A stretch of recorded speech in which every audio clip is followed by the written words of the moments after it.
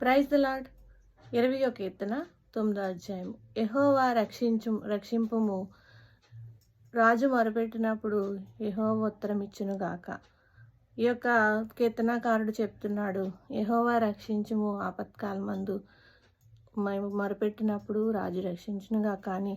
అంటే ఆయన దేవాది దేవుడై ఉన్నాడు, యూదుల రాజు అయి ఉన్నాడు, మనల్ని రక్షించిన ఉన్నాడు.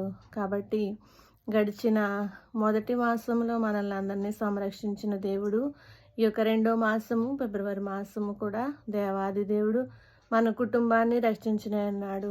ఈ యొక్క కీర్తనాకారుడు చెప్తున్నాడు, మనము యెహోవా యందు భయభక్తులు కలిగి జీవించినట్లయితే, మనము ఆయనకి మొరపెట్టినట్లయితే గనక దేవుడు మనకి అనేకమైన ఈవులతో తృప్తిపరిచిన అన్నాడు. కాబట్టి ఏ విషయంలోనైనా ఆయనకు మొరపెట్టే వారముగా ఉన్నామా లేదా అనేది మనకు మనం పరిశీలన చేసుకోవాలి.